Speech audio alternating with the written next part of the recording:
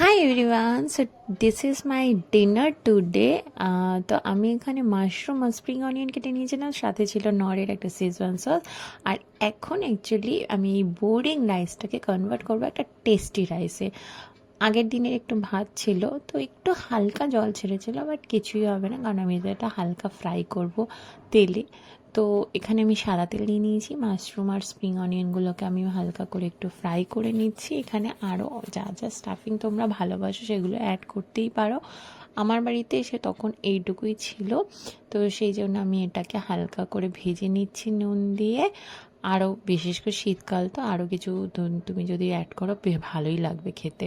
আমার তো ভাত ভাজা খেতে ভীষণ ভালো লাগে, সেই ছোটোবেলা থেকে মায়ের হাতে ভাত ভাজা খেতাম। তারপরে এই শেজওয়ান সসটাকে দিয়ে দিচ্ছি, এটা কিন্তু হচ্ছে গেম চেঞ্জার এই পুরো রাইসটাতে। মানে এই শেজওয়ান সসটার এত সুন্দর টেস্ট।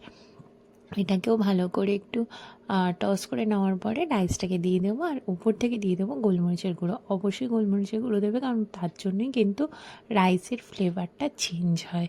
তো এই হলো আমার ভাত ভাজা, মানে একটা বোরিং সাদা ভাত, সেটাকে কী দিয়ে খাবো ভাবছিলাম, তারপরে এক থালা ভাত নিমিষে উড়ে গেল। প্রথমে ভেবেছিলাম অল্প একটু খাবো, কিন্তু তারপরে এত টেস্টি হয়েছিল যে পুরো ভাতটাই খেয়ে নিয়েছি। তোমরা এরকম যদি ভাত ভাজা খেতে ভালোবাসো, কমেন্টে কিন্তু অবশ্যই জানিয়ে যেও যে ভালো লাগে কি না।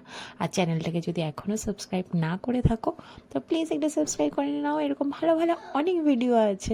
তো চলো, দেখা হবে আবার নেক্সট ভিডিওতে। টাটা।